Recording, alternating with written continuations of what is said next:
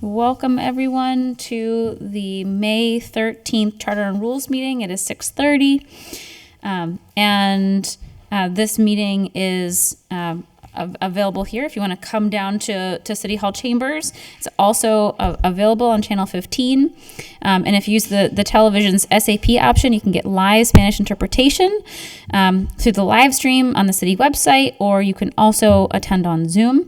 And you can get the Spanish translation on Zoom by clicking the interpretation option and then choosing Spanish. My name is Meg McGrath-Smith. I'm the chair of Charter and Rules. To my right is Councilor Linda Vacan, who's also in Charter and Rules, and we're joined in chambers by Councilor Patty Devine and Councilor Ocasio, and no one on Zoom as of now. Okay, so let's dive in. So I'll make a motion to take up item 1. I'll second it. There's only 2 of us today. Councilor Murphy Rumboletti, our fearless council president, is not able to attend Charter and Rules tonight because she is at a work requirement tonight. So myself and Councilor Vacan we've got Charter and Rules in capable hands.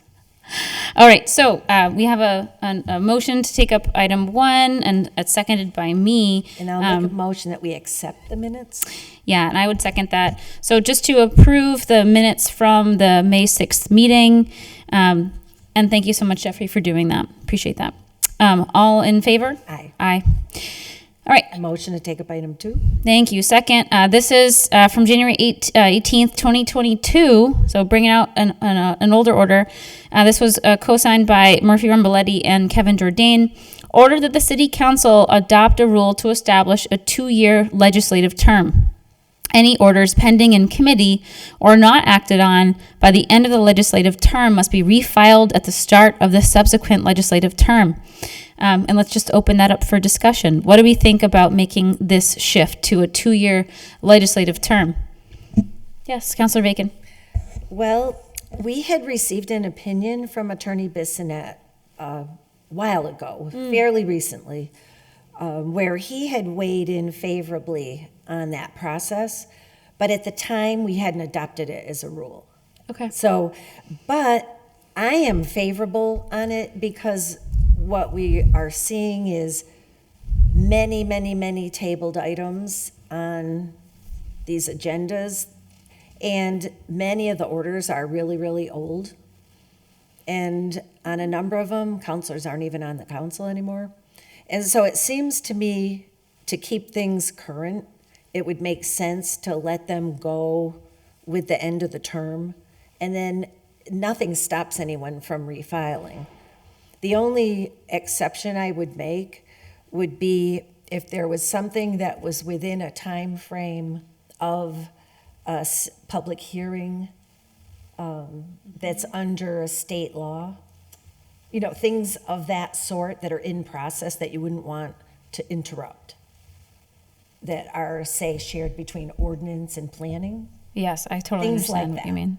So, Solicitor Bissonnette, I'm wondering too, because as the chair of Charter and Rules, I inherited a jacket with 41 items in it, and we've been slowly making our way through those items. And I do see a value in having a legislative term that, is capped in this way. But I also hear what Councilor Vacan is saying. So is there some language that you can suggest that we could use to amend this so that the rule would allow an exception for processes in motion with specific timeframes that are required by state law or by state processes?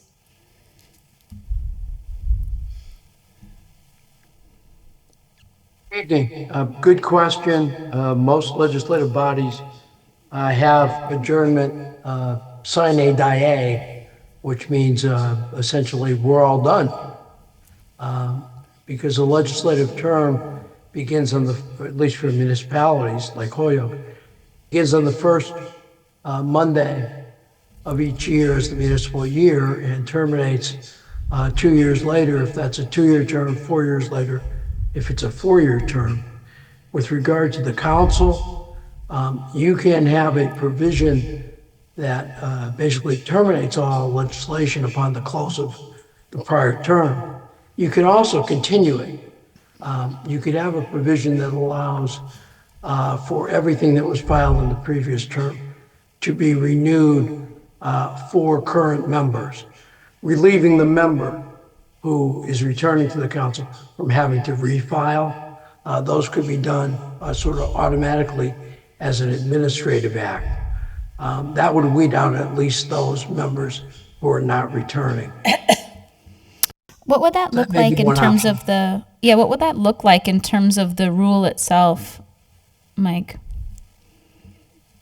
So like items for returning counselors could be voted to be given continuance? Is that what you're The saying? automatic continue. Oh, you're saying that we could make it automatic so all- that only items for non-returning counselors would lapse? Correct. And then any member that wanted to file something that had been previously filed by a lapsed member, by a non-returning member, could then just file that on their own. What do you think about that? I'm not sure that quite gets at what we were hoping for, though. I don't think it accomplishes getting rid of orders that are sometimes 4 years old that are still in these jackets. Yeah.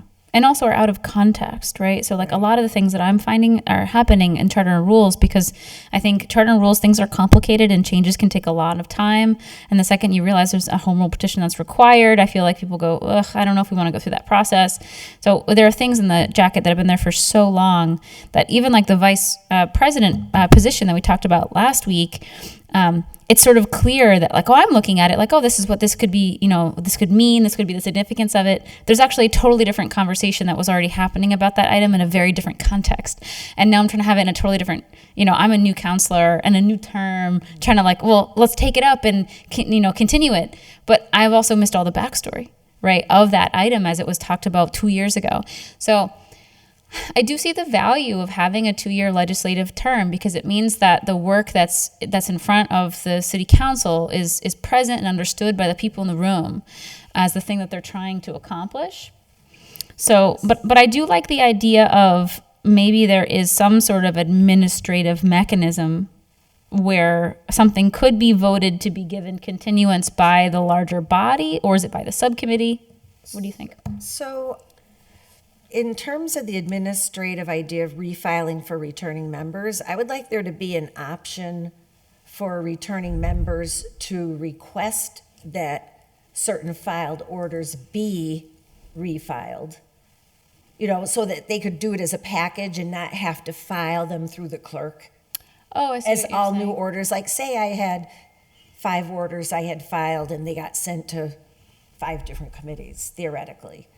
That at the end of the term, or once whoever knows they're coming into the next term could put forth that they would like these perhaps automatically refiled.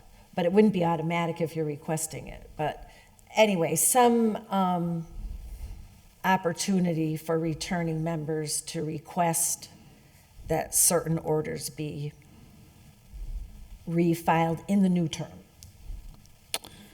Okay, so And then if those who are returning didn't think to do it, well, then they could still file a new order. maybe language like returning counselors can make a motion for specific items to be given continuance in committees to be voted on in full council. I think Would that that would work. satisfy See you? if Attorney Bissonnette likes that wording. I think it could work. Well, I guess I'm trying to figure out where do you want these? Do you want the ones that have already been sent to committee and had hearings to continue? Yes. I know you don't want to give up the work that's already been done on some of Right. these matters. Right. How do we get to the automatic refile provision? You get sort of ones that nothing happened, and then the ones where there's been some activity, but we haven't reached a conclusion yet. I was sort of imagining language where someone could say, and this is another question is like, is it the chair of a subcommittee or is it the counselor that made the order originally? That's a question for me around like which one is the best fit there for the role. I'm gonna write that down really quick. So the chair or the order maker, because the result would be to only move the things forward that are in progress that make sense to move That makes forward. sense to me. Because like the small wireless facilities that we've been talking about in ordinance, right? If we don't resolve this, it's still going to be an issue and someone is going to take it up at some point, and we've already had all these hearings, right? So it makes sense to continue it and not just say you have to refile and start from scratch. Right, because it's within the legal process theoretically of the public hearing and within the window of acting on the public hearing. So,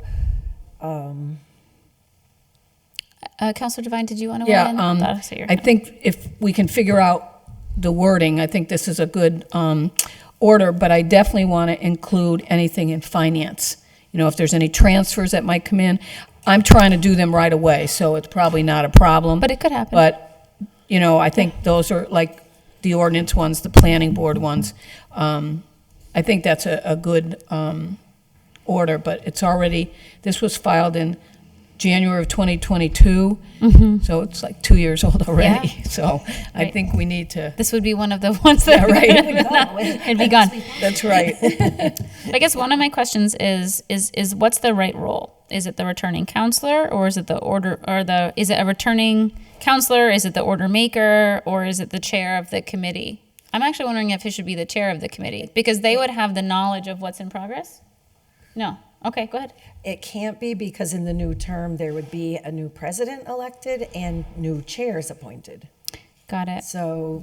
So they wouldn't transition. necessarily know the work of the committee So it should be either. the maker of the order. But what if they're no longer on council? I think those would all go. Unless they were in the active window of ordinance. Yeah. Like, Yeah, but that's my point too. Is it better instead just to start from there then, and say any item that has been taken up and is still in progress will automatically be refiled. Anything that has not been taken up is automatically sunsets at the end of the legislative term. that works for me. Does that work, Mike? Want to define taken up? Yeah. I mean, referred to committee could be construed as being taken up. All right. So taken up anything in that's had a discussed in hearing? committee. How about, So any item taken up and discussed in committee, and, because not every item would get a public hearing. right, because technically every item is tabled in every committee. So Yeah. they've all been taken up technically. So, Not necessarily though, because there are definitely items that are just sitting there in charter and but- rules. They've never seen the light of day. but you could argue that the fact that they're tabled was an Oh, action. okay. I mean, if you wanted to get, Although the rules automatically tabled them though, right? But Like that- no one technically ever voted to do so. It's just the rules themselves created that. well, that was a new rule that created that. Okay. Madam Chairman? Yes. I wonder if you could say something to the effect of, beginning in January of 2026, since that will start a new legislative year, rather than trying to do it now, Oh, for sure. Yeah. you know? Yep. I think that makes total sense. But I like that last revision that you said, where it talks about Any orders items that have been yeah. referred to committee, but where no action has been taken on the order. Okay, so items referred to committee where no, you said action has been taken? By the end of the legislative term must be refiled at the start of the subsequent term. Yep, I think that works. Because if there's a public hearing, that's an action. If there's a vote to send it to legal for form, that's an action. But if it's just tabled in committee, then it's not an action, and it could be refiled in the next term. Or it just goes away. Well, I'm sort of wondering, and thank you. So Council Bartley has joined us in chambers, and I'll get to you in just one second. I'm actually sort of wondering if I mean, we can keep wordsmithing it, but I'm also wondering if it makes sense at this point. Like we've sort of aired what we're hoping for. We could ask Mike to take a draft of this and try to draft out the language that he thinks makes sense and is clear, and then we can look at it in the next charter and rules at the beginning of June. That's another option. Yeah, as I just long want to as get the we language give right. them the structure we want, yeah. Yes, Councilor Bartley. Yes, I absolutely agree that Mike should draft language that we should Yeah. read first instead of passing it. Also, I don't agree. Oh, right. I don't agree that if something's in committee and no action's been taken, so no fault of the maker, that it gets dismissed as to be refiled. I completely disagree with that. So the rules are, you have to, supposed to take it up in 45 days. Of course, that's ignored religiously. But now you put the burden back on the maker just to say to refile it. I mean, sometimes, I mean, that's, to me, it should, if it's not taken up, it should be on the first agenda as an automatically refiled instead of this, it disappears into the ether. I think that's wrong. And especially if somebody sincerely takes the time to file an order, it goes to committee, and the chair doesn't, for whatever reason, doesn't take it up. I don't think it's fair to anybody, especially the maker, to have that order just evaporate. So that's one part. I think it should just be automatically refiled starting in January 26. And if that's too much, if that's just too much frustration, then certainly there should be a universal summary of whatever the orders are. But I think either way, it just should be out of respect to the maker. So, I mean, I don't chair a committee. I file orders. I filed a bunch of them. They're sitting in public service, and they haven't been, or public safety, haven't been taken up in months, if not years. You know, I can't remember every order I filed, and I don't track them all. And now to think that just because a term ended, and I have no control over making the agenda, that the order just goes away? No, absolutely not. That's undemocratic. So I hope that that's not even going to be considered at all. I just think that's unfair, completely unfair to the maker, regardless of whether he or she is in office the next term. It's got to be disposed of through a vote. So it shouldn't just evaporate. Okay, thank you. Do you want to weigh in again, or where are you at? I would like to look at some language because the part that I'm thinking about is that we probably have anywhere, and I'm not even going to say a number because I don't know what the number is, but let's just say there are a lot of orders that are sitting in jackets that are now listed on every agenda, I think, unless I heard Jeffrey say some of them aren't on the agendas Oh, so that are really old. So Jeffrey has been, our city council assistant has been going back through in order to kind of correct this, because there are committees where things have been in PDF, and so we actually, there's not an easy way to just put in all the items that are tabled in the new Google Doc as we're kind of making the agendas now. But that he's sort of been going through the backlog and getting all committees where they need to be, where all of the agenda items, even the tabled ones, which means they've been in committee for more than 45 days, are on the agenda.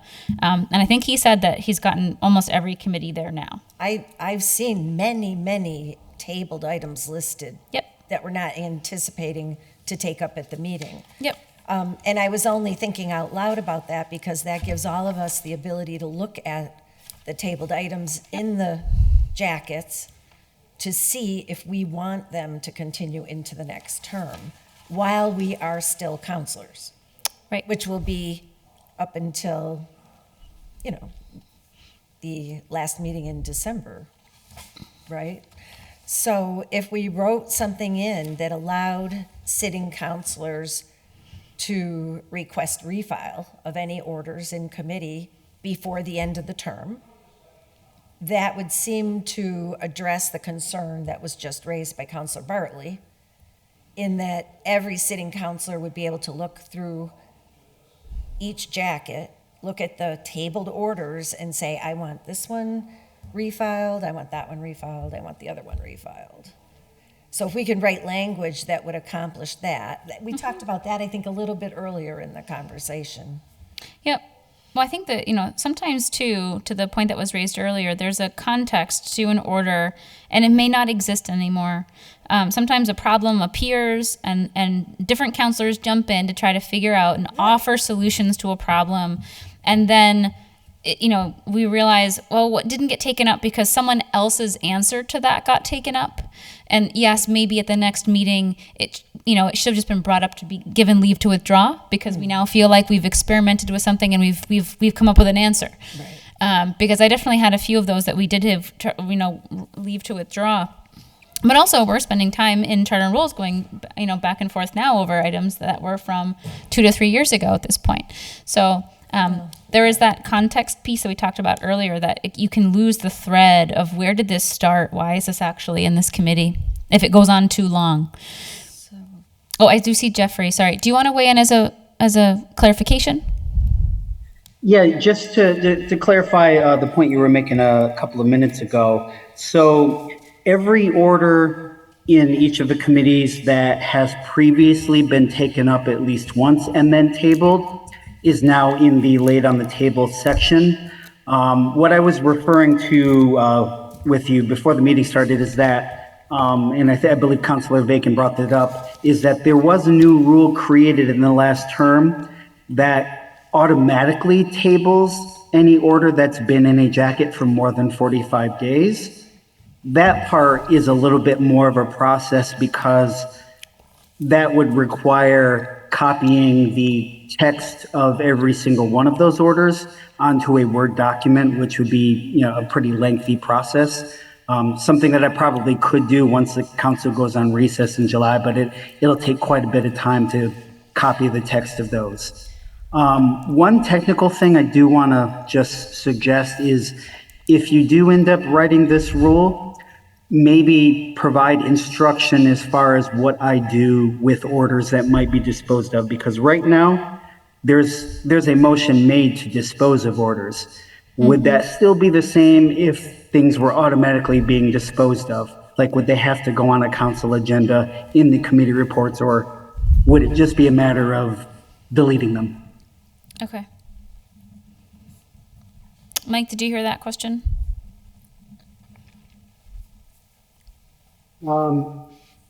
I did. I'm back to my original position that what you're trying to do is create an exception to the normal rule that all legislation dies at the end of the term. Mm-hmm. You're trying to find an administrative mechanism to avoid that. Mm-hmm. If you don't do that, the logical extension is that whatever the Board of Aldermen in 1848 in Holyoke didn't get to is still in your jackets. So can't have that. If you want to go along with eliminating those who aren't returning, their orders would then die administratively.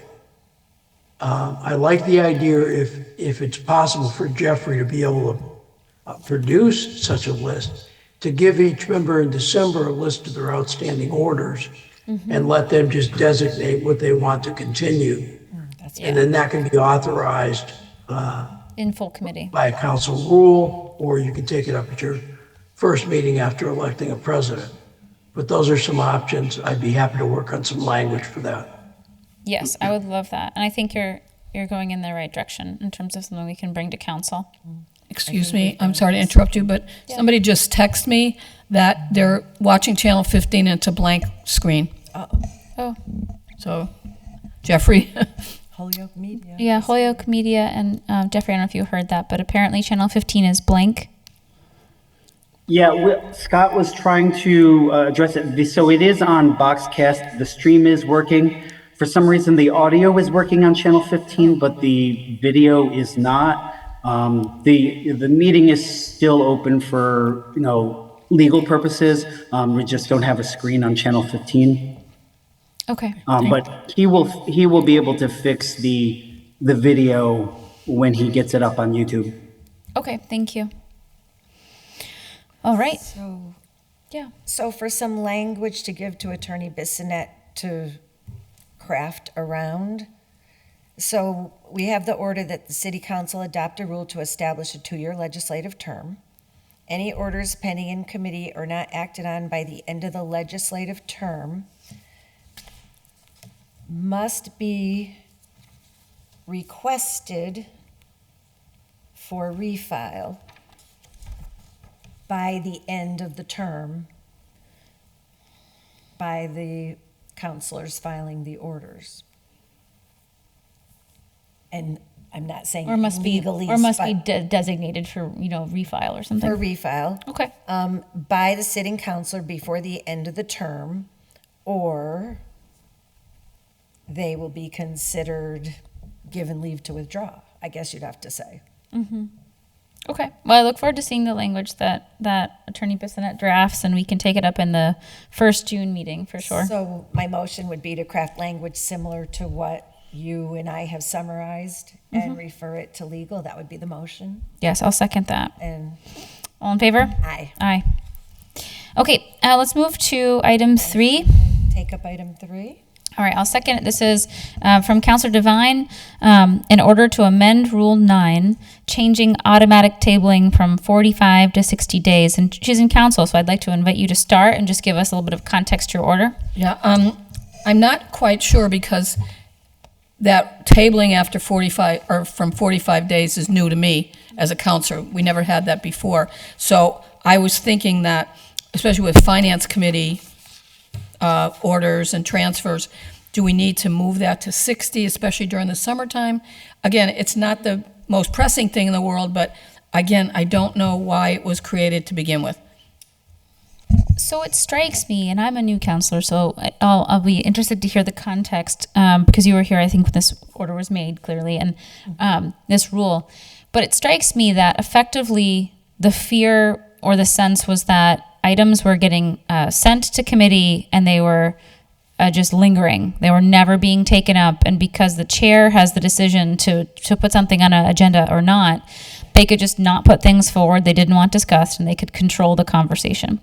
So it was a way of limiting the chair's power, from my perspective, to say, no, items have to be listed on the agenda if they're tabled, and you only get 45 days to hide an order before someone on your committee can make a motion to take it out. So that was my assumption around where this came from. Yeah. It is an interesting question around summer recess, but effectively it just seems to me like all we're doing is saying all items have to be listed if they're tabled. You only get 45 days, then it's automatically tabled whether you want it to be seen by the light of day or not, and then someone on your committee could take it up even if you didn't put it on the agenda as chair. Yes, Councilor Bacon. So I agree with your perception of that rule.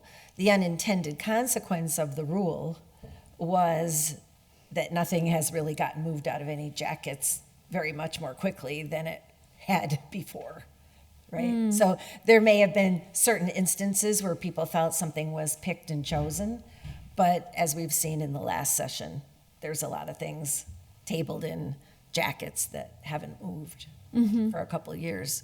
Well, I will for say that whatever reason. As chair, So- it's hard. There's so many items and things Well, take time to discuss, this and you're is- like, man, I wish I could take up all 20 Well- of these in a meeting, but I can't seem to be able to get through that. Well, and having chaired ordinance Yes. for a while, there were certain people that felt certain things should be taken up rather than other things. Although anybody who has chaired ordinance would wholeheartedly agree that never, ever in the history of ever has every order that went to that committee ever been taken up.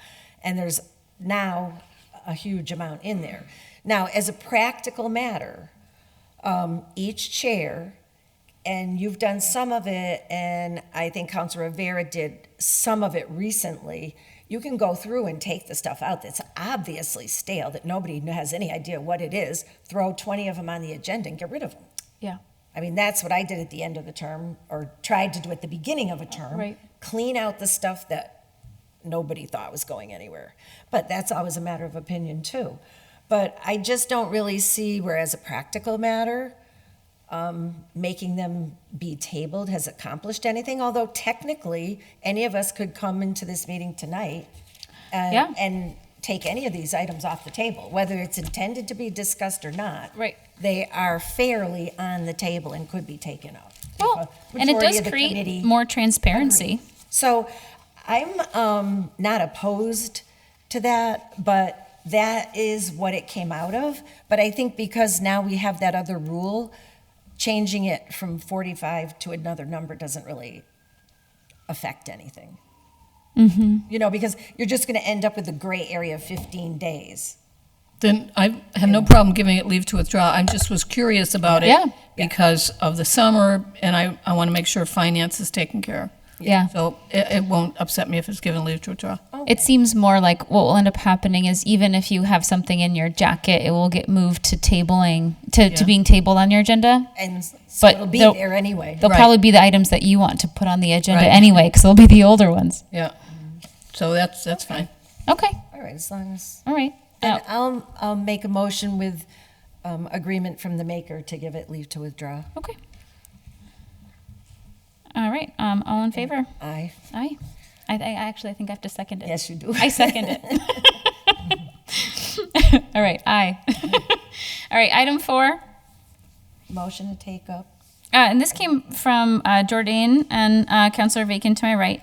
Ordered that City Council Rule 9P be modified to add only those items that are reasonably expected to be taken up at the meeting per open meeting law will be published on the meeting agenda. Items deemed tabled by virtue of their existence in the committee jacket for 45 days will not be published on the active agenda.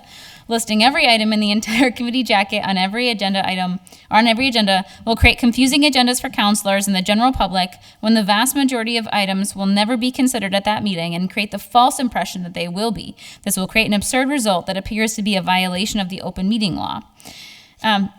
And again, context, right? This seems to be in response to attempting to change this order, almost to reverse it, and to not want to publish them on the active agenda. But I thought the idea was to publish them actively on the agenda so that for transparency, we could see all the things in a jacket and also could take them up if someone in the committee wanted to. Yeah. That is correct. However, the unintended consequence was that, say, in the example of ordinance committee and sometimes in finance lately, you would have theoretically 50 items on the active agenda, which as a practical matter is a violation of the open meeting law because there's no reasonable person that would think that that was ever going to be taken up in a meeting on one evening. However, having said that, the model that we're currently in, where Jeffrey has been taking the ones that are tabled and listing them, although he has acknowledged that given the technology right now, he has not done technically what the rule says. All of the older ones. Well, the older ones that were taken up and tabled are listed, but he indicated to us tonight that the ones that have become deemed tabled are not listed because he just hasn't technically been able to convert them all yet. So right now, we're not complying with the rules and we're not seeing the orders that were, say, filed a year and a half ago. Right. That have not been taken up. We are not seeing them unless we who filed it are tracking it ourselves. Yep. But even with that, there's some jackets that have 30, 40, 50 orders showing. So that's why I am warm to the idea of people either affirmatively refiling or letting them go, because it's getting so unwieldy. Even with everything listed, there's so much to look at. It's, as a practical matter, it's not, I don't think the list is getting shorter. Yes. Well, so I will say that I appreciate the way that we've been creating the agendas now, because the public, to the point of this order, I appreciate the spirit of this, which is let's not confuse the public. Let's not make sure, we don't want the public to appear thinking something is reasonably going to be taken up and they're prepared to speak on the issue and it's actually not going to be taken up, right? So I appreciate that. And I think that the way that Jeffrey's been working on the agendas where he labels laid on the table and then in parentheses puts discussion is not expected. I think that that is a nice, elegant way of just clarifying for the public and also for the committee the difference between these are in committee, but they're not expected to be taken up. I think that that has been a nice move. Thank you, Jeff, for doing that. And I think that that's sort of what's making this process work so far. I did get a message from Kevin Jourdain where he said, that this order could be considered complied with, as the way that Jeff is handling this now is working, and I think we have a good balance. So if I may, as the maker of the order, along with Yes. Counselor Jourdain, I agree with him in terms of the process. But we cannot consider it complied with until Jeffrey is able to get all of those orders that have automatically become tabled listed. Yep. Because now they're in the gray zone. But the process, Counselor Jourdain and I agree, is fine. And it's clear, and it's not setting up that expectation that we found problematic. Okay. Yeah. So as a co-maker of the Transparency's order, is there a motion you'd like us to entertain with item 4? Well, We could table it So- again and take it back up in September, waiting for Jeffrey to go back through and so comply here's the with it. thing. So this is what I would say. I heard our administrative assistant, Jeffrey Anderson Burgos, say that he will be able to cause the automatically deemed tabled items to be included on all of the jackets by the end of the summer. So I am comfortable making a motion that this is complied with, understanding that our administrative assistant will be adding the automatically deemed tabled items to each agenda. I would second that. Yeah, absolutely. All right, all in favor? Aye. Aye. Motion to take up item 5. Yes, thank you. Second, item 5, this was from March 2024. This is from Kevin Jourdain. Order that the joint city council and school committee have a standing order to report to the city council on meeting topics originating from the school committee. I did reach out to Kevin, who couldn't be here tonight. He said this should be adopted, so I have a way of reporting out on items from our school colleagues from the joint committee. And this was also a suggestion that came from our city council administrator, Jeffrey Anderson Burgos.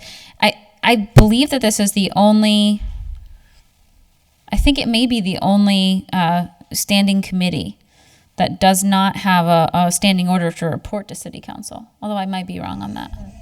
But I think it does make sense to do so. I'll make a motion to adopt. Okay. I'll second that motion. And any other discussion? Okay, all in favor? Aye. Aye. Okay, item 6. Motion to take up item 6. Second, this was from December 2023 from Councilor Vacan. Ordered that we amend our charter and ordinances to change from an elected mayor to a city manager / chief administrative financial officer appointed by the city council. Under discussion. Thank you. So going back now, I want to say over 2 or 3 years ago, the Mayor Garcia, indicated that he had some interest in that model of city governance. And given that we are moving to appointing as a more, how do I want to say it? As a process where we are writing in credentials and standards for jobs. Yep. In that spirit, I filed this order. I would totally want to seek some feedback from the mayor relative to his current thinking in light of particularly all the appointing we're doing now rather than electing. And also, as we are looking more and more to try to create efficiencies and make the functioning of government professional, I think it's worth having the conversation to see if this is a path we want to continue to go down. We see some very successful and effective communities using this model. Close to us, South Hadley, Enfield, Connecticut, which is a larger city than we are, functions under that model very successfully. And then, of course, we have other examples that we can point to argue for no change. But I definitely think it's worth taking a look at as we're considering efficiencies and effectiveness and the ability of our tax-paying base to support the government that keeps costing them more money. I would note we're going right up to the ceiling in this budget. And so if people's tax bills went up last year, they're going up more this year. And so we need to somehow look at effective and efficient models. And so I just think this is one that we could talk about a little bit more. But tonight, I thought we would table it and invite the mayor, once we get through, the current busy budget process and everything, to perhaps look at it in more depth. At the will of the committee, of course. It's just such an interesting concept, and I think that it's such a departure from our current model that, while of course I'm sure city council, like we could have a discussion internally, we could bring the mayor in and have a discussion, but I almost wonder if we were going to move forward with really taking an honest look at this, I think we would have to effectively request for funding to be put in the budget for us to get like outside work done on this question. Well, I think that would be ahead of our skis at the Yeah. moment. Yeah, it's just such a huge I'm not sure shift, there's enough interest to even go there at this point. I mean, I think we just need to have some conversations about whether we think the model is even one that should be considered for our city. Okay. So do you want this to be tabled and then we'll ask the mayor to come in and discuss it? Yes, at his convenience. I'm not thinking he's going to want to come in this month or next month, but, and if he says he's not interested in talking about it at all, well, that will be informative too. Okay. Madam Chair? Yes. Just Councilor Devine. for the record, I just want to, I'm opposed to this for the simple reason it doesn't give the people, the city of Holyoke, the right to vote for their mayor. It doesn't give the people that want to run for mayor that opportunity to debate with other candidates. And it also takes so much away from the people, the voters, that, and to say appointed by the city council, God only knows who would get the number of votes that are needed. And then if you're not happy, you're stuck. I just think, and is it a 4-year term? It's a lot to talk about, but I want to put on the record that the people have a right to elect their mayor. So that's all I want to say.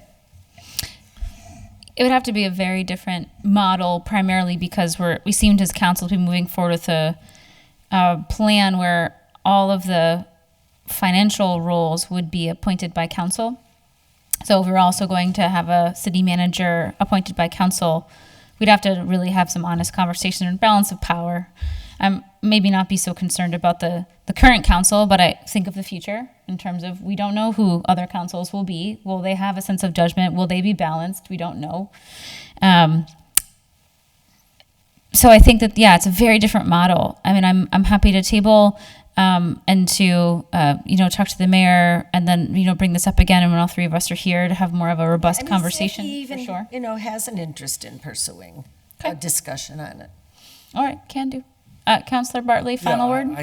I kind of tend to agree that I don't really want to go to a appointed city manager form of government, but I will say before we get too harsh on city council and how we vote, after all, we did appoint in a very difficult situation Terry Murphy to serve, and what a great appointment that turned out to be. A ship that was sinking or listing, at sea, however you want to put it, it was a disaster. It was bereft of any leadership and total demoralization in City Hall. And Terry, an elected city councilor, we, the city council, elected Terry. And I think we did a good job. And so I think before we get a little too harsh, maybe we could remember that. I'm not saying it would happen in the future, but that was a pretty good win, and I'm very proud of that vote. You should be. Thank you. So I'll make a motion to table. All second? All in favor? Aye. Aye. Okay, item 7. Motion to take up item 7. Okay, I'll second that. This is, And can we take up 7 and 8 as a package? sure. They're similar. Yep. So, item 7, as from February of this month, Jordan, Viken, and Bartley ordered add a new rule 6G that no member shall make any external statements, social media posts, or texts regarding city council business during any meeting of the city council or its committees in the spirit of open meeting law. And item 8, also from the same makers, ordered amend Rule 6E by adding the following: that no member of the city council shall make references to or about another member, but in respectful terms, whether inside or outside the city council chambers, including on social media.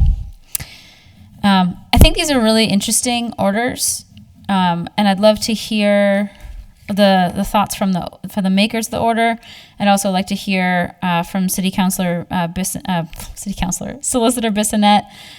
for if we're allowed to. Like, what is the open meeting law, or, that's connected to item 7? Are we allowed to make a rule about people's external actions beyond the chambers in item 8? Just want the context of sort of what we're allowed to do or required or expected to do. Yes, Vacan. Thank you. So in item 7, it is a clear violation for members of the city council during a public meeting to be doing business of the meeting with people outside of the meeting, outside of the public eye. That is the whole basis of the open meeting law. At one point, I believe, and this was a long time ago now, I think I even filed an order to say that we shouldn't even have our cell phones on in the city council chambers, because it's just so easy for people to start doing that, but that has not become a rule of the council. But clearly, for people to be posting and impacting the debate and discussion in chambers during a public meeting is, and I mean, I'll surely defer to Attorney Bissonnette, but as sitting councilors, we're obliged to be aware of the open meeting law and follow the open meeting law ourselves, each individual councilor. So we don't really get to kind of get permission from, a legal advice to say it's okay if you don't follow the open meeting law. But I mean, in a sense, and I mean, I can't imagine, but I'll defer if you wish to seek feedback from Attorney Bissonnette relative to that. Yeah, so if you wouldn't mind weighing in, I just love a sense of, is item 7 very much in line with open meeting law, that this is something we absolutely need to consider? I know when I joined council, I had, finished open meeting law training, and I did have questions around how folks were using cell phones. I know that sometimes I have my cell phone on me because my husband is sending me pictures of our children as they are going to bed, and I'm missing it because I'm in council meeting. But I do sort of wonder, where is the line where folks really need to be aware of what they're doing on their phones concerning the meeting of the topics of the meeting that they're in. Mike, I think you're muted. There you are. It's a great and often argued area of the open meeting law. Essentially, members should not text with each other during the meeting. That's number one. That's a clear violation, particularly if it pertains to a matter under deliberation, something on the agenda, that sort of thing. The second part about members not posting on social media during a meeting, that the council can control and will be hard to enforce. But I would argue that if everyone has their cell phones and a member is posting on Facebook, another member may be monitoring, and that could be considered to be discussion, dialogue, some type of contemplation of the issue between members. So I would caution against doing that during a meeting. When you get to number 8, that's a kind of a different matter, and that's a question of how you would be able to enforce it, and on what basis you'd be able to prohibit free speech, First Amendment rights, that sort of thing. So definitely on 7, 8, I would have more questions on. Thanks. I think 7 makes sense to me. The only thing that I think I wanted to name as a concern is that it's named as city council or its committees.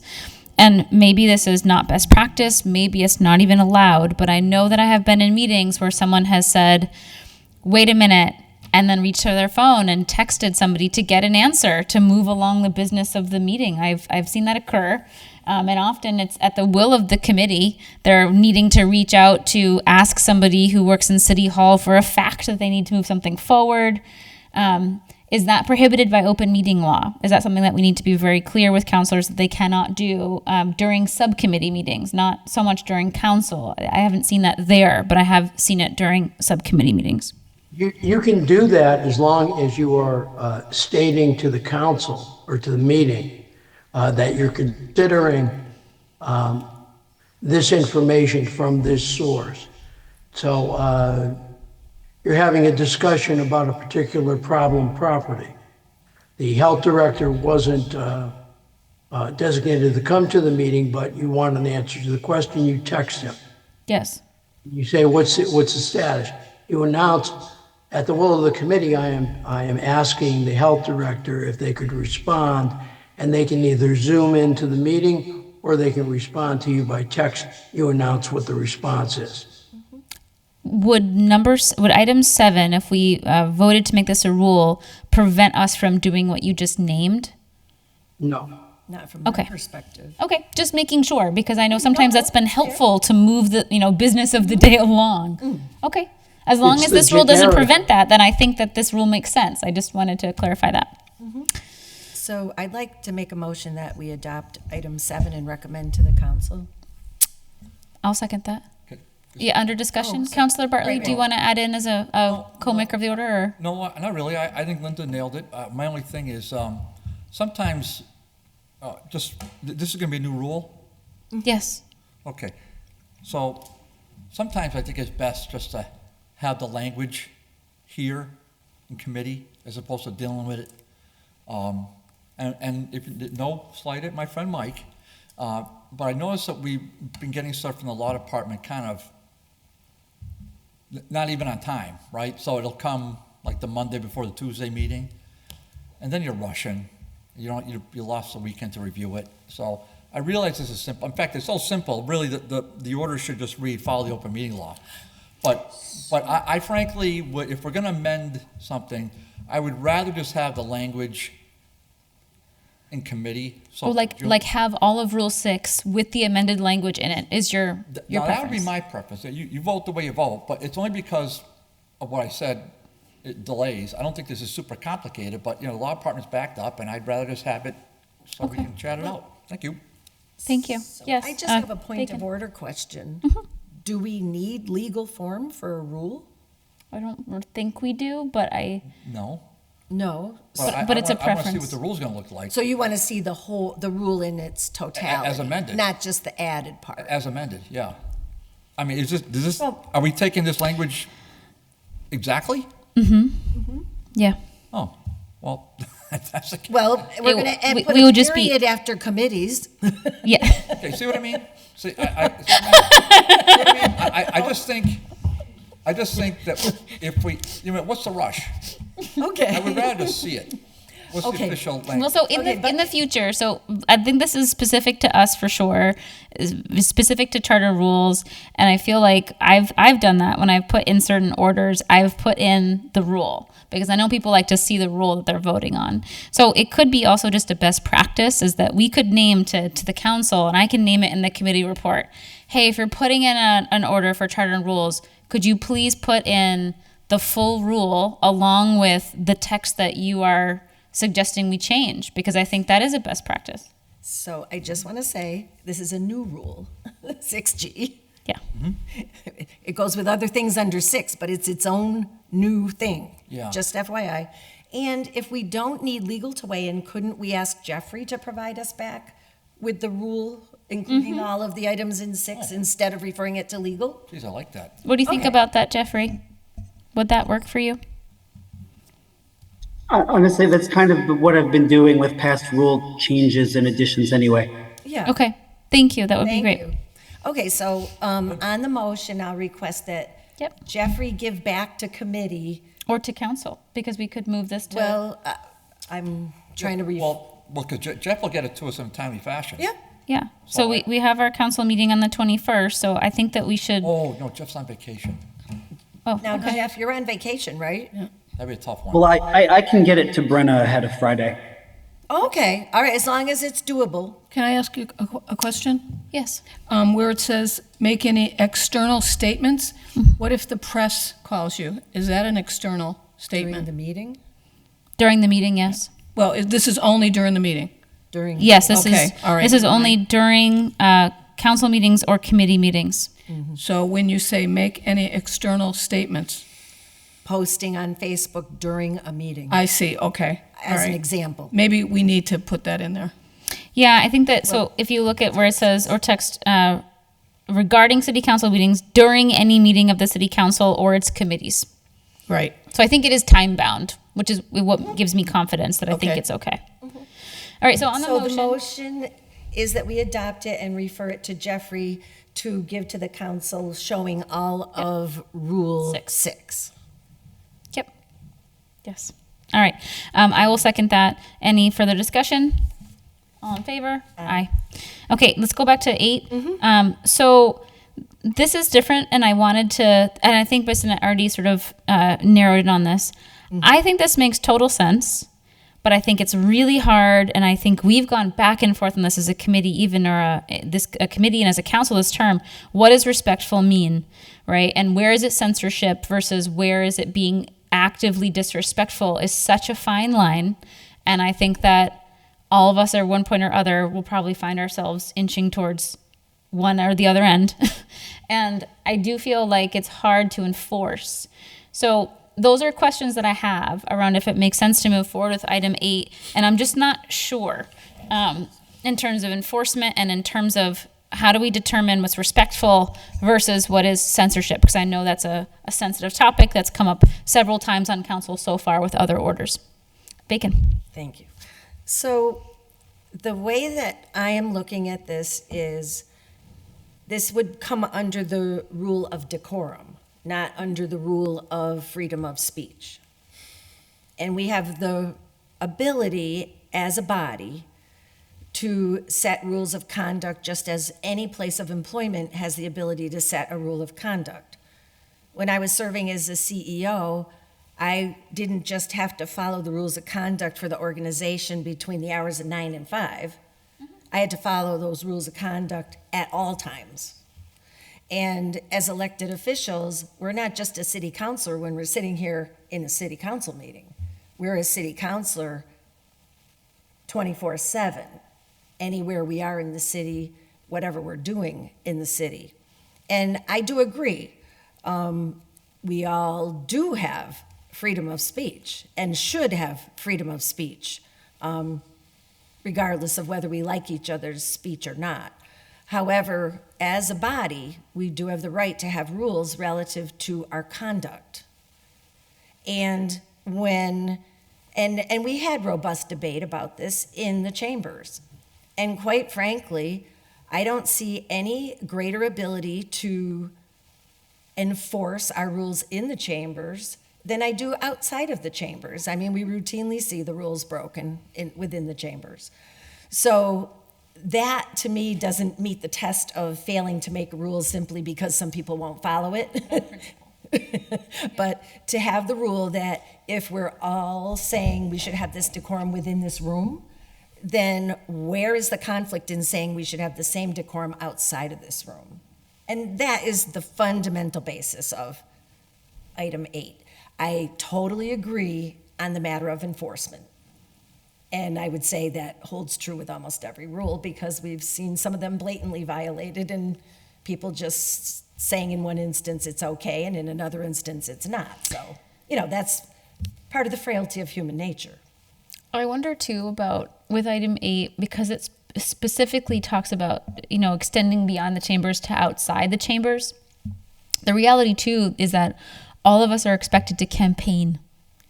And I wonder too, what will be seen as respectful versus disrespectful in the work of campaigning, which often is bluntly or blatantly pointing out where you think, your opponent should not be reelected. Well, So I do wonder about that. And I've always, on every door I've ever knocked, I've always attempted to be as above board as possible, to not talk about others. Here to talk about myself, not here to talk about anyone else. But I could see how someone honestly trying to answer someone's question could be seen as an act of disrespect. I don't know. I agree that everyone should, on every basis, attempt to be respectful, even if they are disagreeing with somebody. And I do like on principle, that part of what this rule is trying to say. But I do worry about someone then being labeled as being disrespectful because they're honestly pointing out what they think is somebody's failures, or something that they don't appreciate about how someone else is part of our governance structure. And it's the same censorship, concerns that we've seen all along, which I'm sensitive to. So I don't think I can recommend the order, but I also like the idea of it going to council for a wider conversation. So I don't know if there's a way for us to move the order to council with a neutral, not an active recommendation, but an ability for them to discuss it. I don't know, but I think maybe some others want to. Yes. Okay. I hear Divine. Thank you. I have no problem with item 7, but you go to item 8, and I really believe in freedom of speech. Yeah. And I think that the other thing is, it's not a law, it's a rule, it's a city council rule, and it only applies to city councilors. True. Then, what is the punishment? How do we punish each other when something is said outside, or something is on social media outside? I don't think it needs to be in our rules. I think you're correct in not endorsing this. 7 is different than 8, but I mean, it's like we need the free speech police out there to say, I heard this one say this at Rusty's restaurant. How are you going to enforce that? So that's just my opinion. Yes. Well, in council chambers, the enforcer is the city council president, right? They wield the gavel. They can say, "Hey, stop that." Theoretically. Well, yes. I mean, yes. But at least there is an enforcement mechanism, Place. in No, I get place. your point. So I guess one of my questions is, based on Rule 8, would we expect the city council president to call somebody up on the phone and say, "Hey, I saw your comment on Facebook and it was wrong. Can you apologize at the next city council meeting?" I mean, technically, we have a rule that says that we can censure a member and they can't speak until they apologize. I keep waiting to see the Probably a fireworks good on that idea. one ever being pulled out. And what would happen if they didn't apologize? What are we going to do? Right. Right? It's just so. Well- I agree that the mechanism that we have in there currently, right, to enforce is the gavel, and just it's also just the weight of all of us agreeing to follow our rules together. Right. And censure under Robert's rule. Yes. Right. And we can use the censure process You're under alluding to, I think. Robert's rules. Yes. Yeah, so Yes. Councilor Bartley. so Thank you. I hear you. It's really tough to police this stuff. It's there's got to be a sense of decorum. I think when and really I don't I have all the social media stuff, Madam Chair, but I don't. In my life, in my career, I don't think I ever posted one thing about another city council. I don't believe I ever did any of that. And that's just a policy I take. When you see sitting city councilors posting things about members taking a vacation and then coming in on Zoom and just making a kind of a dim-witted comment on Facebook, just to get a little zinger in. Does that help? Does that help the discourse? No. But is it something you can police? No, probably not. The only thing you probably could do is call them out on it. I think just let me make one small amendment to what you said earlier relative to the city council president. Now the city council president has certain authority to make sure decorum in the meeting is right. So, and I don't have a problem with that. What I do have a problem with is that just because the city council president or whoever chairing the meeting doesn't like what's being said, that the speaker is cut off. That doesn't work. So the city council president can say, "Counselor, tone it down," or "Counselor, keep it on point." That would be actually helpful. But counselor, no, that's it. And just and intimidating counselors and stopping them from speaking. That authority no city council president has. And I hope you recognize that and others recognize that. The city council president can keep order, but can't stop you from speaking. That's why you've heard many of us say, hey, wait a minute, I have the floor. And then the city council president said, well, hey, wait a minute, we have the floor. And we're allowed to at least finish our thoughts. So, I mean, just remember that, please. It's not, you slam the gavel, that doesn't mean, you're King Midas. No, you can tap the gavel, say respectfully, you need to tone it down, fine, or you need to keep it on point, fine. But you don't just get to say, shut up and I'm moving on. No, that gavel does not give to any person standing up there that authority. So please just, I just want to make that point, so I think I did. Thank you. Thank you. Yes. So I want to say, I hear the concerns relative to the enforcement. Yeah.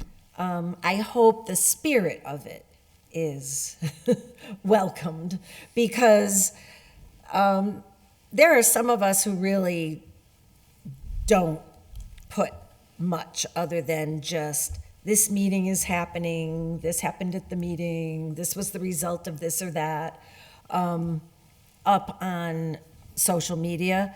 And that if we want to have good order and we want to have, that ability to have goodwill, that the rules that we make for inside the chambers would be carried outside of the chambers as well. But I hear the issue of the enforcement as being problematic, because we all have to really enforce ourselves. And I'm not sure what, if anything, we could do that would.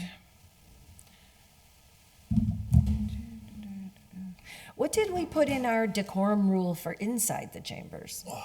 Was it these? I think it was these same words. And we're counting on the president to enforce that, is what we're saying? Let me bring it up. And to your earlier point, Robert's rules would not reach outside of the room, Exactly. in terms of if it's not in the rule then. So I take that point. It says, well, that's about respectfully addressing the presiding officer. E says, no member in debate shall make any references to another member or a member of the general public or to city employees, but in respectful terms. So I guess if we know what respect means in that rule, we should be able to figure it out for another rule. But again, we function by committee here. We function by the will of the body. I think the point should be brought to bear to the council as a whole, whether it's officially made Yeah. a rule or not. I think it is fair to say that what we have committed to and voted for in terms of how we will be in the chambers, at least, I guess my feeling is it should see the light of day in discussion in the chamber, even if it isn't moved to the level of a rule. So I would be okay if it was the will of the two of us to put it forth without a recommendation to Or move it forward to council. council. Yeah, And that way we'll dispose of it. I think that makes sense. Or if someone else on council has a different way to move it forward, they have an amendment that makes it make more Yeah. work, or, Yeah. yes. I mean, So as a co-filer, I agree with that. Okay, all right. So a motion has been made to move it to council without recommendation. I'll second that. All in favor? I Aye. motion to take up item 9. Yes. Okay, item 9, second.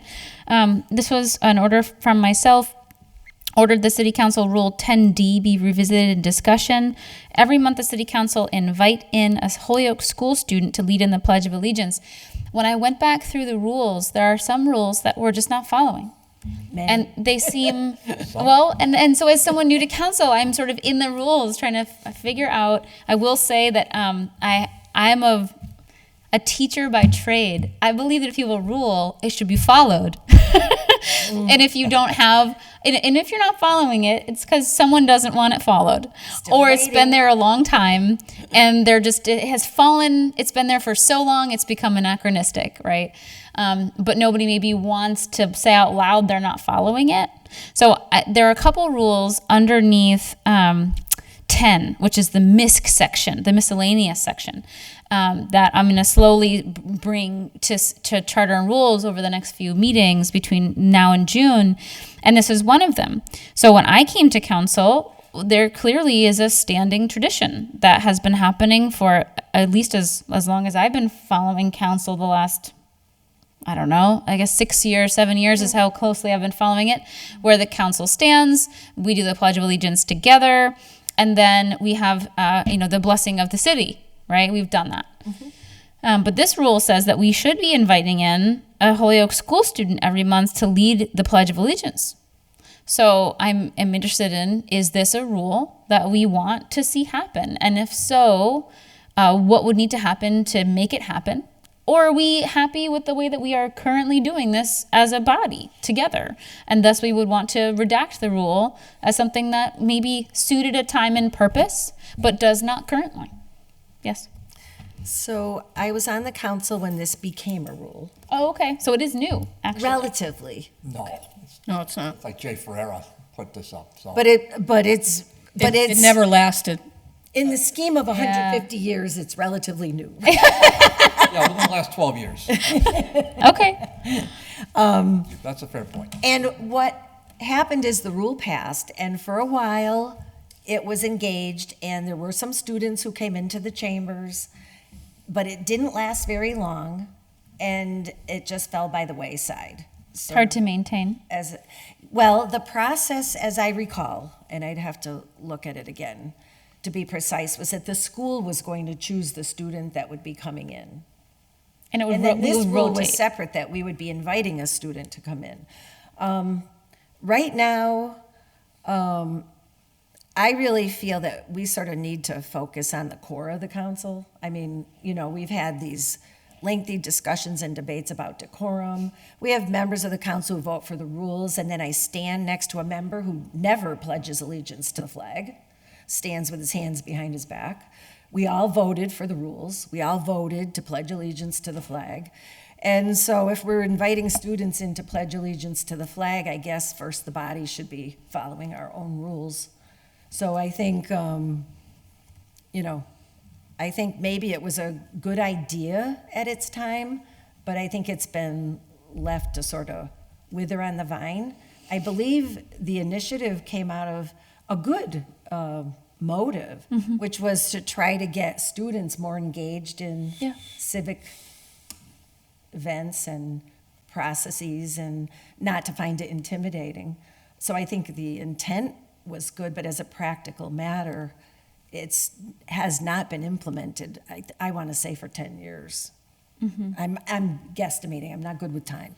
So, but, I'm guessing that it could be hard to maintain it, and someone on council has to be willing to own it unless we're asking our assistant to, or the clerk to, or someone Right, else it's to just sort of another own it. task. And I will say, as an educator, that it can be hard to, as a student says yes, and then something happens, right? They're sick that day, or they can't get they here. can't get here because of transportation issues, or I can imagine obstacles to it being done with fidelity consistently. Yes. I agree with both of you. I think Linda summarized it perfectly, and I think that what the chair said is, unless you want to own this, then, let a sleeping dog. I don't have no problem. For example, this might not be the worst idea, or maybe it is. If you want to reach out, the chair wants to reach out, or chair direct Jeff to reach out to a principal, whether it's whatever school it is, on whatever kind of basis, when you feel like it, or a quarterly basis, or every meeting, just say, the opportunity's here, just give us 2 weeks' notice, and we'll have you come in. And they can stand right there at the mic, or they can stand, better yet, they can maybe even stand right up there. Yep. So if that's something that you want to take on, just to pass it along to Jeff talk to any principal in the system, then I think, and then even not in the system, we've got, other schools here, the charter school and then some of the other specialty schools. I think that'd be wonderful. So, but Linda's quite right. We tried it and we passed it, and we actually had a couple of the students, and they're great guys. But in meetings, they're raising their hand and they're getting into debate, and it just became silly at a certain point. And the chair did a great job running the meetings and respecting them, and didn't cut them off.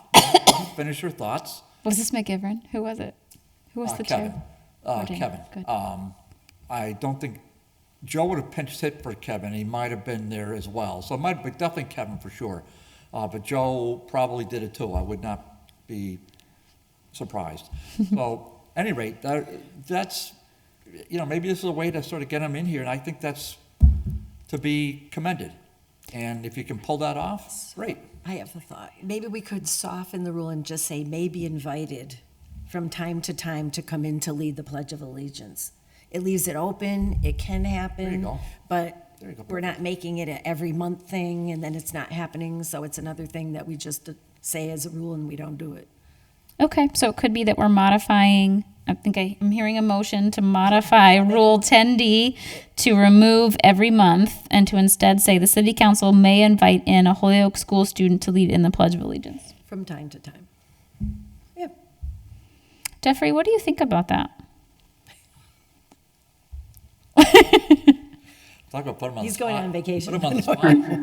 Are you asking for my opinion as far as my willingness to do it, or what I think of the rule change? Like, what do you, so I guess what we're suggesting is it possible for you to represent the city council and to, invite, is there a principal who wants to invite in a student this month? But I think it would have to be up to if the principal says yes, then it has to be their responsibility to then, get the kid here or not. And I think you could make that clear in whatever email communication you use. And so, and if the student comes, great. And if they don't, then we move forward with the regular, process as it stands. Well, I am your liaison to city departments, so if that's something you instruct me to do, that would be part of my job. But if he gets, well, What a great Okay. answer. Wow. Jeff, that was. that was a rock star answer. Ridiculous. Wow. Okay. Counselor Devine. Suggestion. Why don't we have not have this rule, or change it to say the Joint Committee on School and City Council, because I don't know how often they meet, but they might be the ones to go to a meeting and suggest this, have a lottery to choose somebody, let the kids be interested enough to put their names in the hat, so to speak, and pull somebody out. But I think Jeff's, I'm not trying to say he doesn't have a lot to do, but he does have a lot to do. To add one more thing, he'll do it, but it's like, Well, I wonder if we should amend the rule we have a motion forward, I would second, and move it to council with a recommendation and open up to conversation, because it may be that Kevin Jordan, as the chair of the joint committee, wants to say, actually, we would like to take this on, and I think we could bring it to the committee and see the council and see what folks think. What do you think? Well, I think that's fine, and I honestly think it could turn into a bigger procedural project for Jeffrey. Yeah. Because if he puts out an email to this one and that one, he's either going to get nothing back or he might get 5 back. Then he's left with the situation of, now which one do I go to? Which one do I say yes to? And it turns into its own little world of Yeah. project. So maybe I would amend my motion to say, send the rule for consideration to the joint committee, to Counselor Devine's point. We can't send to a committee, though.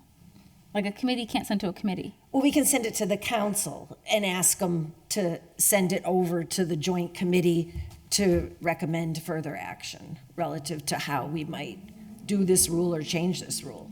Okay. We can do that. And summer recess is coming up, so Yeah. kids aren't going to be available anyways. Yeah. Right.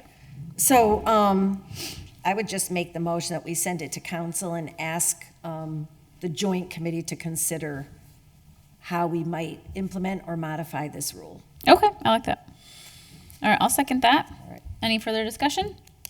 All in favor? Aye. Aye. Yay, last agenda Motion item. to take up item 10? Okay, item 10. So this was an oldie from 2022, Murphy Ramboletti. This is the one that we talked about last week that we tabled. Ordered the city council amend its rules to create a vice president position in the city council. And so the piece that we talked about yesterday, or last week, just to recap, is that this was created, this order, again, to go back to this first conversation we had about the jacket and how long items can be there and how they can start in one context and then take on a life of their own when they've been in the jacket this long. So this started underneath the issue that we had around Terrence Murphy and needing to come up with an alternative process in order to have someone step into the mayor's role when it was vacated, and our current city council president wasn't able to do so. And so initially this order was under this other context of, well, in the case that happens, could there already be a vice president that's been elected by the body that would step into that mayor's role if the mayor's job was vacated if the city council president couldn't do so. And that was context totally absent to me as the chair of Charter and Rules, who was coming in thinking, oh, it's interesting to want to create a procedural kind of official vice president role in case we had a president who had to go out for, hey, for the next 3 months, I'm going to be out on medical leave, or I'm having my first child, I'm going to be out on FMLA for 12 weeks. I was sort of seeing the goal of the vice president was to have someone step in, not to run meetings, which I think we have a fine mechanism to do so in our rules already as a senior member, but instead to have a procedural way to have someone be elected by the body to step in for a period of time to serve as the council president. And so I think that's what I would like to consider.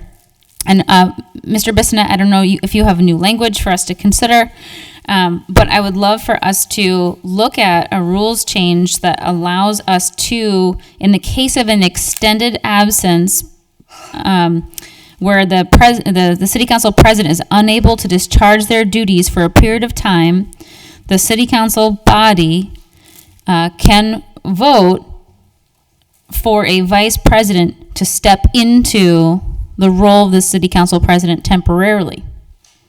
Yes. So here would be my suggestion. My suggestion would be that should an elected president need a leave of absence from that position, that we create a rule that says the city council will elect a temporary president by majority vote to cover during the leave of absence. Because the charter already contemplates a vacancy of the presidency. There you go. Perfect. And so Yeah. it would avoid needing to amend the charter to accomplish what we're trying to do, which I Yep. just think is too heavy a lift. Okay. Yeah.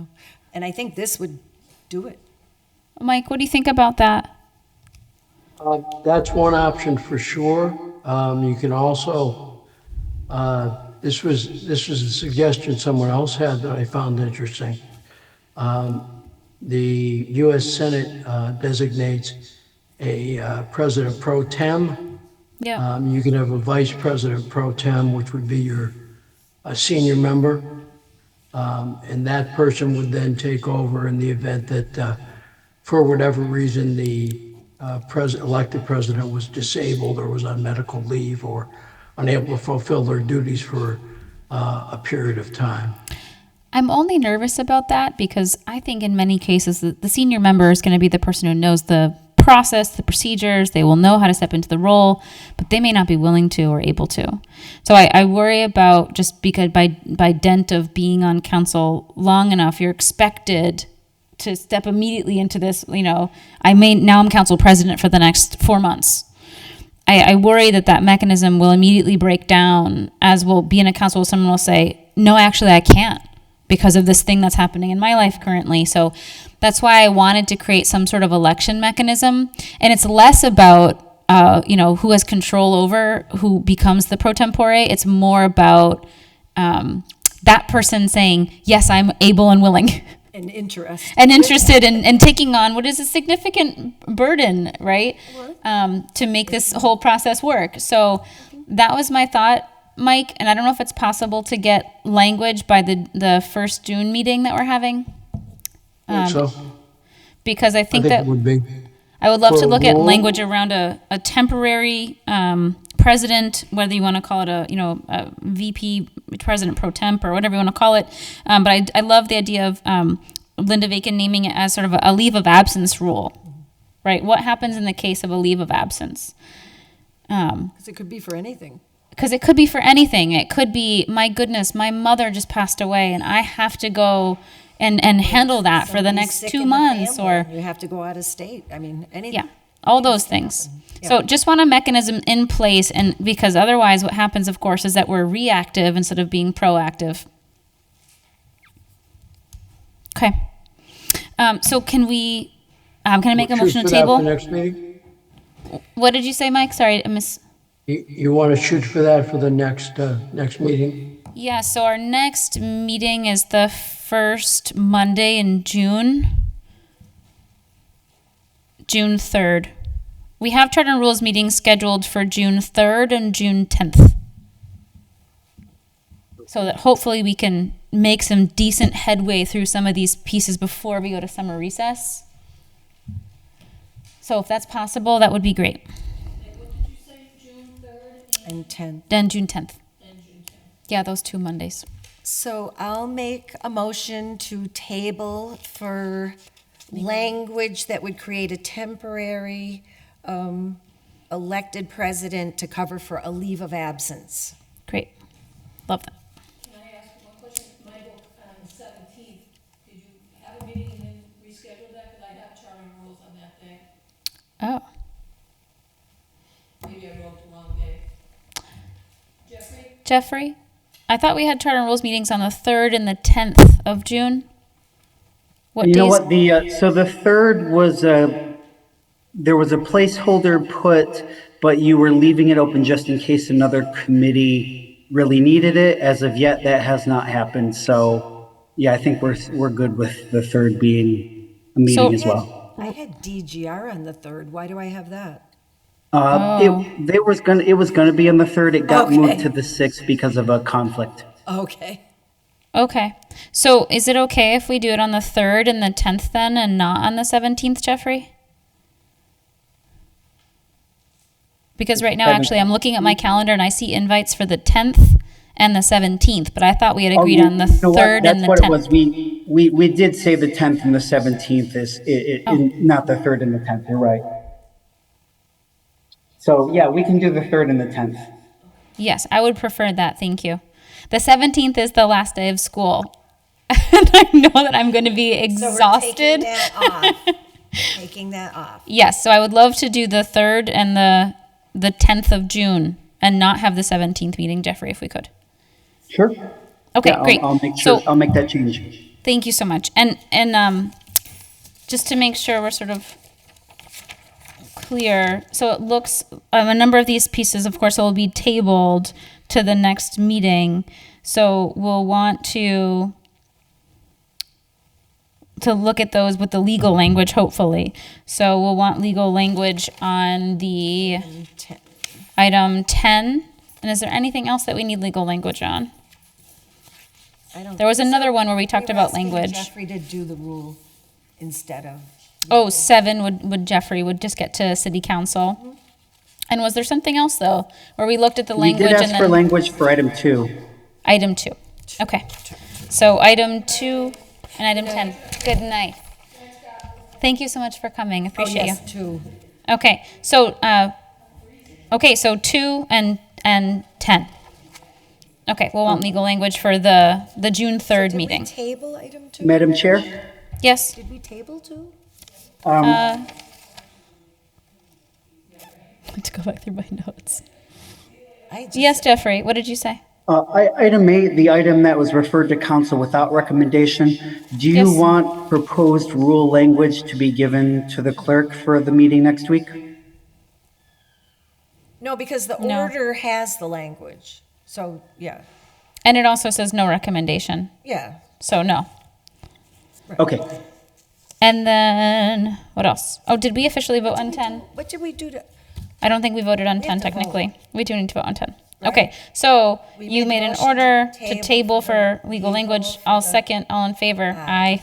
And then item 2, what did we do with 2? I'm going back into I my, just have yes written next to it. my, I- my fever You dream of asked the notes law on that department to one. draft language for item 2. And So that was then we- tabled? So then we need to table it. Yes. So, It was tabled, did yes? we table it?